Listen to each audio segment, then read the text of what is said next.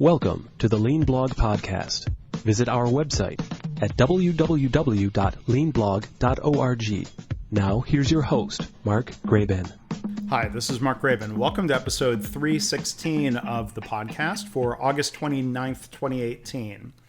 Today's episode is the second time that my friend and previous podcast guest, Jamie Flinchbaugh, has turned the tables by playing host to interview me about my new book, Measures of Success: React Less, Lead Better, Improve More. And this book has recently been the #1 best-selling book in Amazon's Total Quality Management category. And I know that it might be surprising that that's still a category, even though it seems like a bit of an outdated term for books in that category about Lean, Six Sigma, continuous improvement, things like that, including my book. Jamie is very knowledgeable on these topics, so I think he was a great person to interview me and actually to have more of a conversation about things like choosing the right metrics and then managing them the right way, or maybe a better way, as I propose in the book. I hope you enjoy the conversation, and future podcasts will return to the usual format where I interview guests and try to let them do most of the talking. So some of those upcoming guests include Patricia Morrill. She is author of a book called The Perils of Uncoordinated Healthcare. I'll also be interviewing Marcus Hammerberg from Sweden. He's written a really interesting book. He has such a unique story here. It's called Salvation, the Bungsu Story: How Lean and Kanban saved a small hospital in Indonesia twice and can help you reshape work in your company. And also I'll be interviewing Karen Martin about her latest book, Clarity First, and we'll have some discussion about some of the conceptual overlap between her book and mine. So I encourage you to go check those books out. You can find them on Amazon. You can find my book there. It's currently just a Kindle ebook. It's also available in Apple Books and a platform called LeanPub. I'm currently working on the paperback, and that'll be available later this year. So if you want to find links to all of this, you can go to leanblog.org/316. Hello, everyone. Thank you for listening to the podcast. We have a guest host, which is me, Jamie Flinchbaugh. I am your guest host, and the reason for that is that our guest today is the regular host, Mark Graban. And he's here to talk about his new book that's just out. So Mark, I want to just talk about the idea of the book. You've been really known for writing about lean in healthcare for several books and certainly a lot of the content on the blog. So what inspired you to write this particular book? Yeah, well, thanks, Jamie, and thank you for playing guest host again here as we did once, I think just once before. But yeah, but the story, I think the book was something a long time in the works, and just to give a little bit of the background. I started my career, a lot of listeners might know, in the auto industry.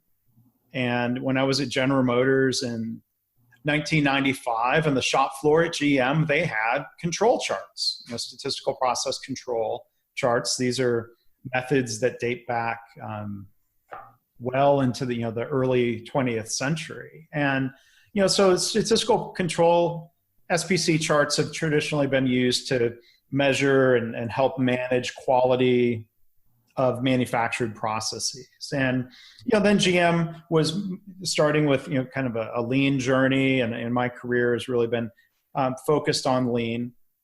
But with my roots in industrial engineering, I got exposed to SPC in college. In that time when I was working at General Motors, I was fortunate that my dad, who worked as an engineer at GM for 40 years before retiring, had a couple of books on his shelf that had piqued my interest. One was the book Out of the Crisis by W. Edwards Deming. And the second book was called Understanding Variation: The Key to Managing Chaos by Donald Wheeler. And Wheeler was a student of Deming's, and Deming was an advocate for statistical process control, learning how to understand and manage variation, which is the theme that Dr. Wheeler teaches so well in his book. So I was fortunate to be exposed to some of these concepts really early in my career that are very, very helpful for managing a process, managing improvement. And, throughout my career, I've always noticed that these methods seem to generally not be part of lean management practices. Even though Toyota uses SPC charts, it seems like there's just sort of this gap or hole in practice, especially in healthcare. And so, seeing some of the dysfunctions that come from the way people generally track and manage metrics over time, I've been trying to teach these concepts in different formats in healthcare with workshops. I've been teaching a workshop a lot the last 2 years, and I thought a book would be another helpful way to try to get some of these concepts in front of people.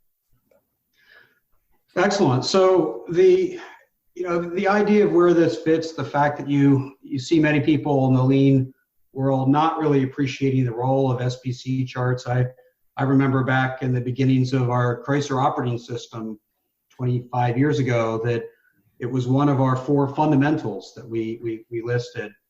But variation as a topic doesn't get as much attention in the lean community as the word waste.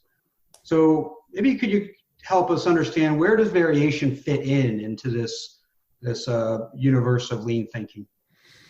Yeah, I mean, I agree with you on that. And I think, we can frame variation maybe in terms of variation in the work and the variation in results. I think you'd agree with me here. Some listeners might not agree, but I'll say it anyway. The Lean Six Sigma construct that often gets thrown around is, you'll hear people say, Lean is about reducing waste, Six Sigma is about reducing variation. Right.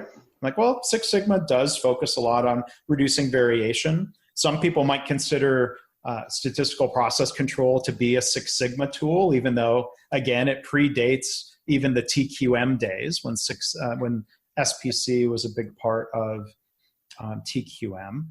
So I think lean, if we look and say, well, I think we realized if the right process brings the right results, even in my background, which is almost completely lean as opposed to Six Sigma, I've been taught that standardized work is one way we try to reduce variation in how the work is done to then reduce variation in our results. So I think that's one aspect of lean that contributes to reducing variation and, more importantly, improving results.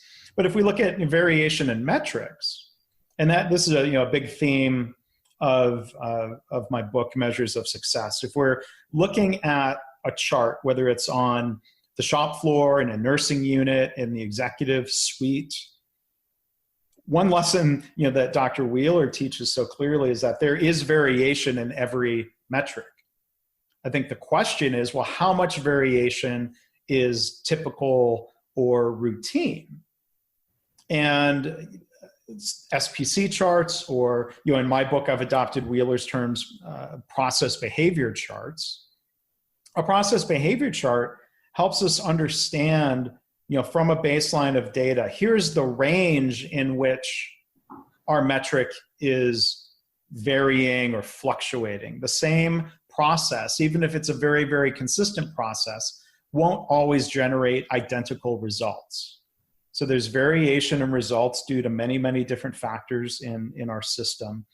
And process behavior charts help us filter out all of the noise in that metric so that we're not reacting to every single up and down in a chart.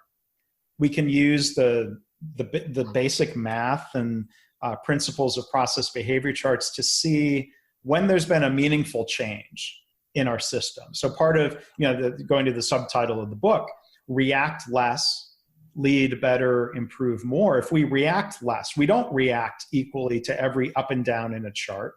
That allows us to focus our attention and allows us to focus our improvement efforts, which allows us to improve more. And there's a different leadership style here that's not just knee-jerk reactive. I mean, it's easy. Anybody could say, well, that number's worse than the target. That number's worse than last week. React, explain, give me a root cause. Well, there is no root cause for that routine variation. There is no root cause for noise in a system. But the rules of process behavior charts that help us detect signals, that's a statistically valid signal that says something has changed, whether that's good or bad, whether we're confirming the effect of an intentional change that we made, or we're discovering, oh, wow, something changed, we better figure out what that is. Those are some of the ways that these charts and this methodology can be helpful. That's great. That's a pretty good summary of the heart of the book. So with that explanation in mind, do you see this more as a management book, or is there just as much in there for the individual contributors in an organization? Yeah, I mean, I've definitely tried to write it as a management book that gives some simple statistical methods that help us manage better, as opposed to a statistical. It's not a statistics textbook. So I'm hoping the book is helpful to leaders at different levels. Executives looking at their charts on their strategy deployment wall. I think it can be helpful for middle managers, frontline managers who have their metrics that they're tracking at the front line, and to help better focus and connect their improvement work to the results, looking at cause and effect relationships between what we're doing differently or what we're not doing differently and the impact on our results. And then I think there's also an audience there in terms of sort of the continuous improvement specialists, the lean people, the Kaizen people, the Six Sigma people. I talk about in the book, there are a lot of cases where there's some, I think, faulty statistical analysis that looks at one data point and says, oh, that data point's higher, therefore our project was a success and we can prove that we've improved, when they might be declaring victory too soon. It might be a data point that falls into that range of noise or routine variation. So I think a lot of it's unintentional. Nobody's trying to lie with statistics, but I think there are some methods that people haven't been exposed to that would be more valid ways of proving that we've made a significant and sustained shift in our metric. But coming at it from one other direction, when I've been teaching workshops on these methods the last 2 years, I've had a couple Six Sigma Master Black Belts take my class, which it's a little intimidating. They probably know a lot of the deep, hardcore statistics better than I do. And the process behavior charts are, considered, Wheeler uses the phrase, it's the Swiss Army knife of different types of control charts, that it's really robust and can be used for all sorts of different metrics, and it works really well in real world circumstances, where Six Sigma Master Black Belt might have, 8 different types of variations of control chart in their arsenal. And the Master Black Belts have all said, they've appreciated that the methods that I share in my book here are less confusing to leaders, that, we're not nitpicking about all these different types of control chart. We basically have a method that helps us understand the variation in our process, to help us prove if we've improved. That this is, from a practitioner standpoint, really effective stuff. So I've been happy to get that feedback, that Master Black Belts could go back. And I think what matters is what's effective. What are people willing to adopt in an organization? And these methods, I think, are really useful, really practical. That's great. So you kind of frame the management challenges in this, and that the book isn't really this is not about a statistics 101 book, right? There's lots of other places you can learn that. Mm-hmm. But for myself, I feel pretty blessed. I took statistics in in high school, at Lehigh, at Michigan, MIT, again at Chrysler. I mean, I got a lot of that over the years. And so I have a base root skill that I understand how this stuff works. Mm-hmm. If someone doesn't have that background, if this is new to them, is this going to be hard, or how do we make it easier for someone that doesn't have that basic understanding of how this works? Yeah, I mean, that's a good question. In the book, I focus a lot on the methods for interpreting process behavior charts. How do we identify signals? How do we identify shifts in our metric? And it really comes down to just 3 rules that we can keep in our mind as we're looking at a chart. Those rules are, in a podcast format like this, it's hard to, I'm trying to describe what are very visual rules. We're looking at a chart. We've calculated, we calculate an average. We calculate what are called basically lower and upper limits that tell us here's the range in which we expect this process, this metric, to fluctuate over time. And if we see any data point outside of those limits, this methodology tells the user of the chart that's unlikely to be randomly occurring. It's very, very, very likely, like 99% likely, that there's been some change to the system. And so that rule is easy to see on a chart. And that is an opportunity then to go and react and do some root cause analysis if needed. The second rule is looking for 8 consecutive data points that are on the same side as our average. So typically a process is fluctuating, or the metric is fluctuating around an average. Might not be exactly 50% above average and 50% below, but it's fluctuating. The second rule is also, it's very statistically unlikely that would be randomly occurring. So, if we see those 8 data points on the same side of the average, that suggests that the process and our results have shifted either in a good direction or a bad direction. And then there's a third rule that looks for sort of a clustering of data points that are closer to the upper or lower limits in that range. So those 3 rules, as a user or consumer of process behavior charts, I think are pretty straightforward. And then the math for calculating an average, the math for calculating a lower and upper limit is arithmetic. It's not calculus. There's no Greek letters involved necessarily. It's something that can be done in a pretty basic spreadsheet. It could be done by hand with paper and pencil if need be. Use the calculator on your iPhone. I think that's part of the beauty of the methodology. I think the biggest barrier, again, is that people haven't been introduced to these concepts. I think when people do get introduced to it, they say, okay, well, that's not that hard. But now, we have the change management challenges of how do you get leaders or an organization to step back and say, well, the way we've been tracking metrics on a computer screen or on a bulletin board has maybe not been state-of-the-art statistical method. Like a lot of times people just really stay latched onto, well, this is how I was taught to do it. So, like you said, Jamie, I was fortunate that I was taught to do it this certain way. I got exposed to these ideas from Deming and Wheeler very, very early in my career. I had far less to unlearn, but I certainly, it's a huge challenge to try to get somebody to look back and say, well, this is how I've been doing metrics for 20 years. This is how I was taught. That must be good. That's challenging, right? Yeah, absolutely. And so there's really 2 sides of the coin here. One is the how to properly react once you have the metrics in place to drive an understanding of what's going on with variation. The other is when not to react or overreact.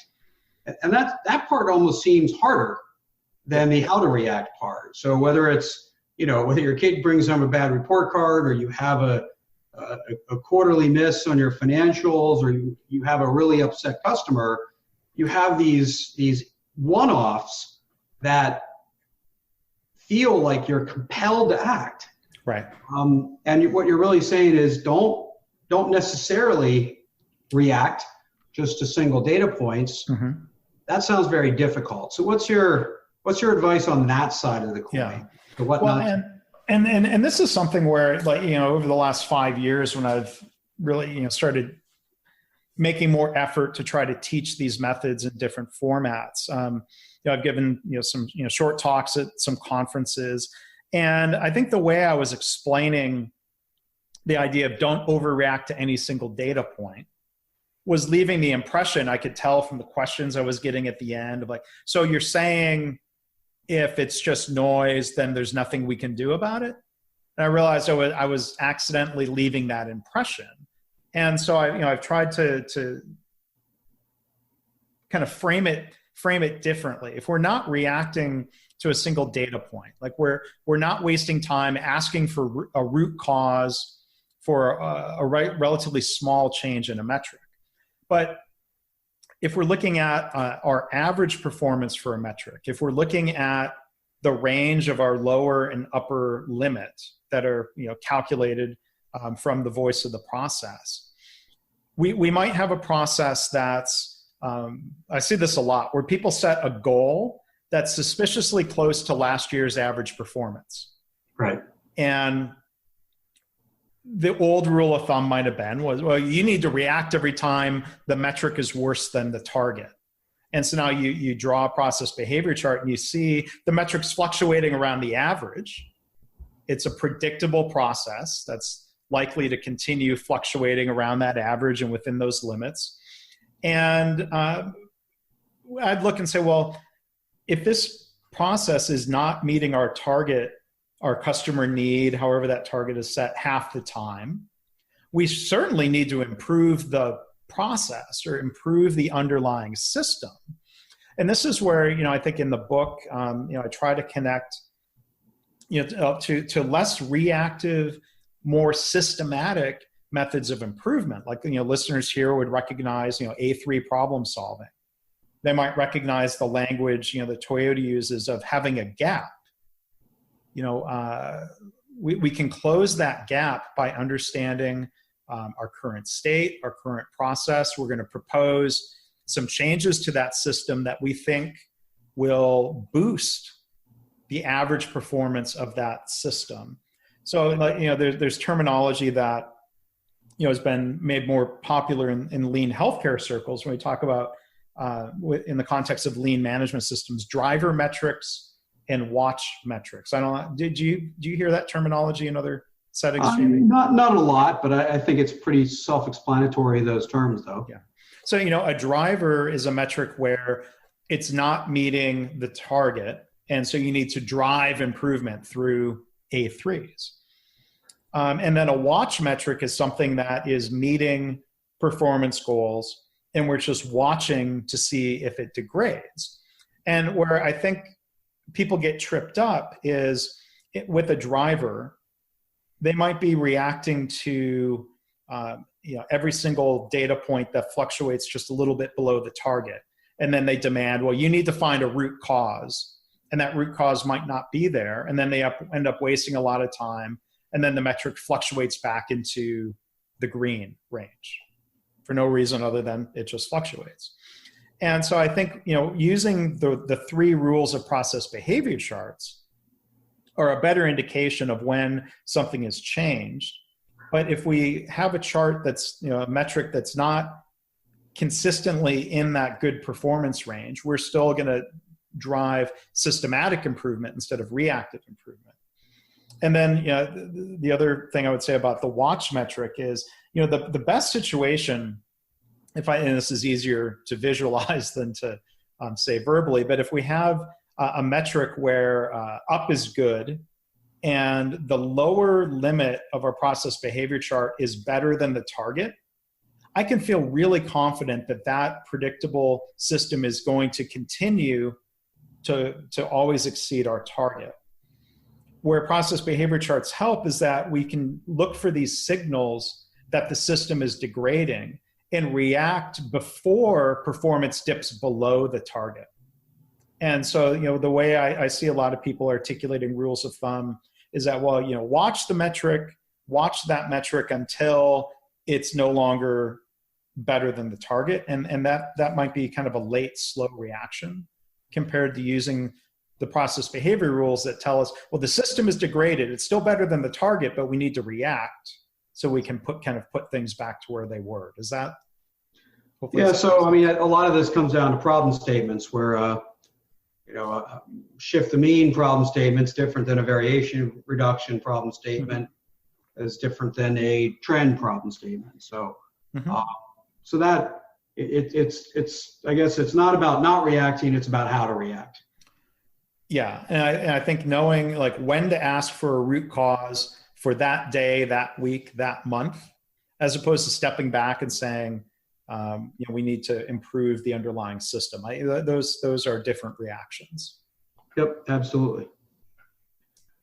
So let's talk a little bit about metric design, right? So one is once you have the metric, but I often find people discount the metrics they have because they know they don't tell the true story. So they see the metric and then they say, oh, well, that doesn't really mean anything because the weather was bad or there weren't enough days in the month or, whatever the reason is, that was a perfectly good explanation to not ask any more questions.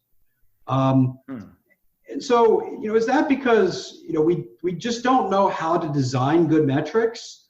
Or have we not really figured out that we should be designing the metrics? Are we just taking the metrics that sort of naturally come out of the system and measuring them, assuming that they're the most useful things?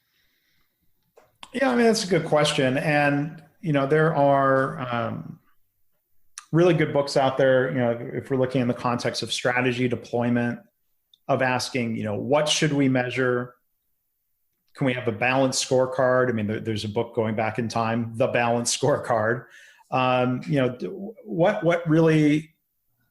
What measures are not just easy to measure, but what measures indicate the health of our organization or our department? I think those are really, really important questions. And my book admittedly doesn't get into that real deeply. But I think, there's an element of what I hear in the scenario you posed, Jamie, where there's sort of like this defensiveness of like, when we see a change in the metric, people sort of make excuses, they tell a story. And I think, a lot of organizations have this fear associated with a metric. The metric has changed. People are afraid. It's not hitting the target. People are afraid. So, one thing I do touch on in the book is, when there's fear and when people are, kind of put under pressure to hit the target no matter what, people often end up distorting the system or distorting the metric instead of improving the system. I don't know if that's what you were alluding to, or what, I mean, I'd be curious to hear some of your thoughts on that topic. Yeah, I mean, certainly, I think that's part of it is the reaction itself, and part of it, as if you go back to say Tom Johnson's work of profit beyond measure, of how to design a metric that really tells you what's going on, right? So, you say, hey, our inventory goes up. Well, that's because we're growing significantly. Well, then that's not the right metric. We should be measuring that as a ratio of against days of sales.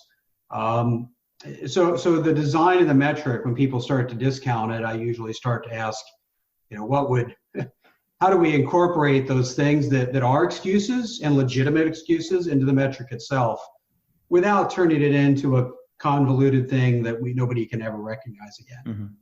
So there is a balance between simplicity and truthfulness or usefulness. And there's probably also a balance, I'm sure, as you work with people, leading indicators, lagging indicators, or you could call them, process metrics or end result metrics, and finding that right balance, right?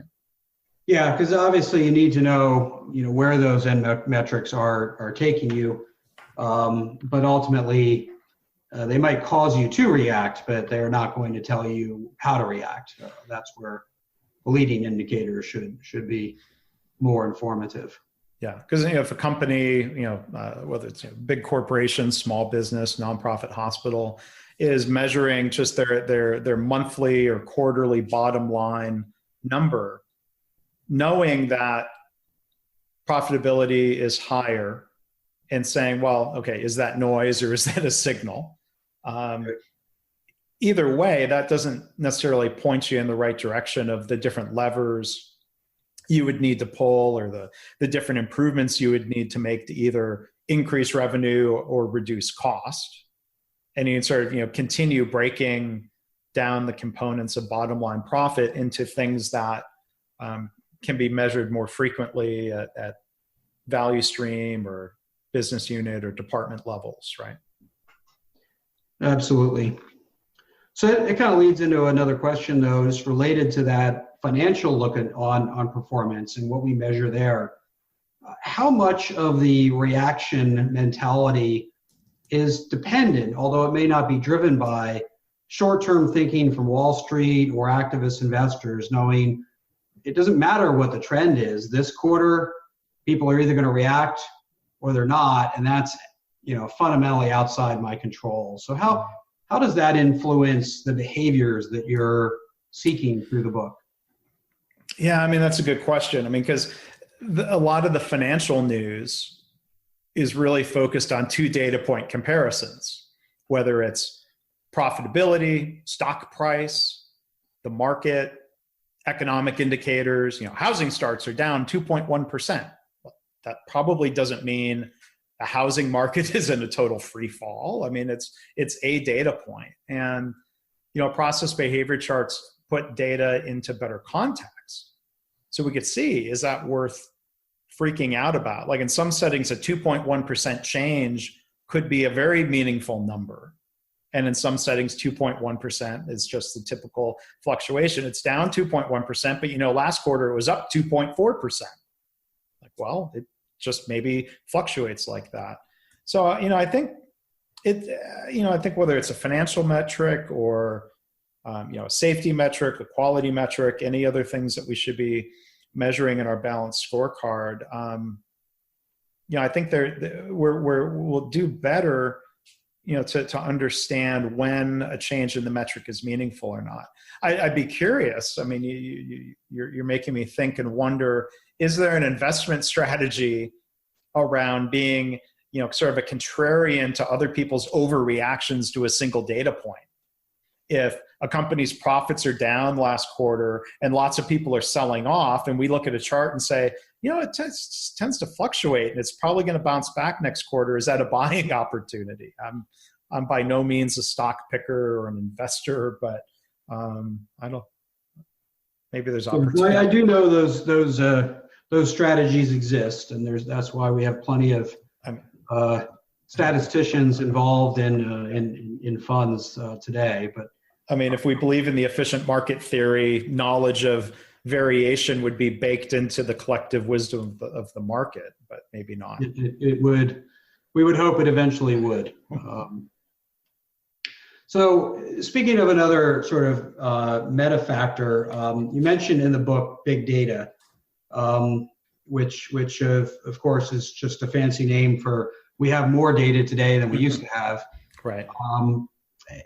But it really is still the idea that we've developed the tools to generate lots and lots of data.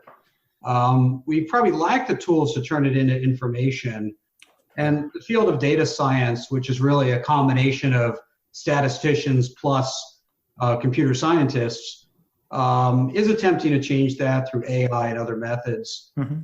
Do you see that trend changing what we're talking about? So to make it a very provocative statement, will it kill the simplicity of the process chart because we have AI to figure these things out for us? That's a really good question.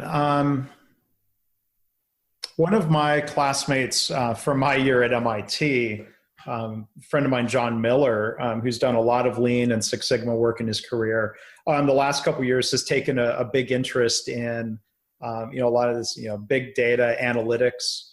Maybe I should have him on the podcast sometime, to explore some of those topics. But I think there might be a temptation with big data to, capture more metrics more frequently. And even if, let's say, I see this in hospitals, even if they're not calling it big data or analytics, there's, I think, often a good reason in lean management to, measure certain metrics on a daily basis in sort of real time instead of monthly indicators that are always a month or two behind. And, generally I would love to have daily metric instead of a monthly metric.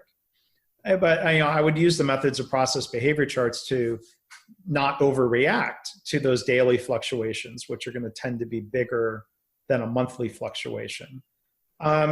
So, I think a lot of these, it seems like these rules are pretty timeless. There's probably other opportunities, through number crunching to look for, correlations and, to really take deep dives that maybe help us understand our systems a little bit better.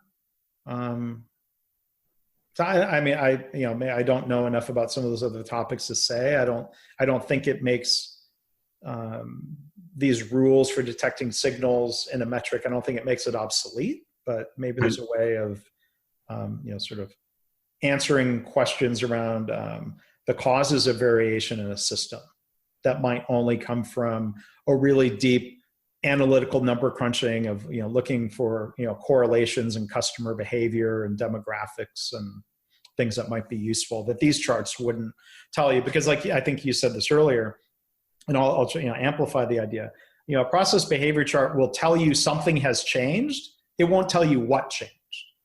So maybe some of these analytical methods, in addition to, I still don't think it's, the idea of going to the Gemba, looking at the process, talking to the people doing the work, that's not obsolete. And, I certainly don't want anyone to have an impression that I think metrics are a replacement for all of that. I think the reality is we have metrics. Let's use metrics in a way that better prioritizes our visits to the Gemba, our A3s, our root cause analysis, and use it in conjunction with all of these other pretty timeless lean methods. That's a pretty good summary of how it all comes together, right? Because it's not a standalone.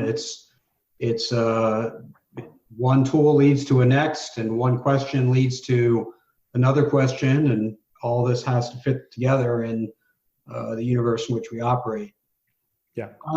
So kind of wrapping things up, you've been teaching this for a while in your talks, in your own seminars. You've written about it. You've certainly written about the other big influence, Deming, for a long, long time. You now have a book that brings these ideas closer to the management practice. Mm-hmm. So what are your hopes about the influence? Where does it go from here? What do you hope to change because of this book? I was about to say in my wildest dreams, and these dreams might not sound that ambitious, but what I would love to see, like, if this book has an impact in, let's say, the hospital space. And, as you said, this is the first book I've written that's not geared only for a healthcare audience. There are examples in the book here from healthcare and startups and other types of businesses. But when I go and visit a hospital and I'm out in the Gemba and I see a Teams huddle board, I don't want to see, kind of the spreadsheet grid of numbers posted anymore. I'd love to see that if a department has 6 metrics instead of a spreadsheet with 6 line items and some red-green color coding of, are we better than our target or not? I'd rather see 6 charts. And even if it's the most basic of Excel line charts, or some people would call it a run chart, just plot. There's this group in England that's spreading these ideas in the National Health Service. They use a hashtag, plot the dots. Like, when in doubt, create a visual, a graph instead of a list of numbers. The human brain can see trends or the lack of trends much more clearly if we just create a simple chart. Better yet, I think, would be, overlaying the 3 lines of the average and the lower limit and the upper limit. I would hope people would start doing that. I hope people would start saying, now that we don't react to every change and every metric equally, we're better prioritizing our improvement effort, and we're actually seeing bigger gains in our performance metrics. Those are some of the things I would hope to see. And as people have gone back and tried to experiment with these methods, that's what I hear reports of. Instead of giving equal reaction to all 6 metrics, we focus on the 1 or the 2 that tell us something, tell us that it's really worth investigating and focusing on. I think that hopefully reduces, if you will, some management waste and allows everyone to be more effective in the work they're doing and running and improving their business. I think that's a pretty observable set of behaviors we can probably all be on the lookout for. So I want to kind of wrap things up. This is your stand-in host, Jamie Flinchbaugh, replacing your regular host, Mark Graban, who happens to be our guest today, Mark Graban. And thanks for talking and sharing the ideas of your book. I'm sure many of your readers and listeners will be picking it up, as they usually do, certainly with the last books you've written. And I hope it has exactly the influence that you intended to have. Well, I hope so. And I appreciate you doing the guest hosting here. I alluded earlier, we had done this at least once before. I did take a second to look up here. We did do it once. It was episode 50. We were celebrating the 50th podcast. We're now up over 300. That's quite a run then. But the date on that first of that episode being released was August 7th, 2008. So just barely over 10 years ago, if you can believe it. No wonder I couldn't remember exactly. That's a lot's happened since then. But yeah, I'm glad to do it again. Maybe we'll have to do this before another 10 years goes by. Yeah, and I want to thank you. My search here also pulled up some guest posts that you used to do on my blog. I would encourage the listeners, go check out Jamie's website, jflinch.com, his blog, his books. I think you reduced. You went from jamieflinchbaugh.com to jflinch.com. Were those other letters waste? Yeah, the other letters. Well, it's. You can name your company after yourself, but if you use your full name, it's maybe a little too much, especially with mine. So yeah, easier to type and easier to spell. So jflinch.com. And for anyone who wants to learn more about my book and see how you can order it, you can go to www.measuresofsuccessbook.com. You can find it in the Amazon Kindle store. You can find it in the Apple iBooks store that's about to be renamed just Apple Books. So they're eliminating a letter. And it will be a paperback book later this year. So I hope people will check that out. I appreciate the indulgence of being interviewed and promoting my own book here. But Jamie, thank you for doing that. Thank you for asking really good questions. Thank you, and happy reading, everyone. Thanks for listening. This has been the Lean Blog Podcast. For Lean news and commentary updated daily, visit www.leanblog.org. If you have any questions or comments about this podcast, email Mark at leanpodcast@gmail.com.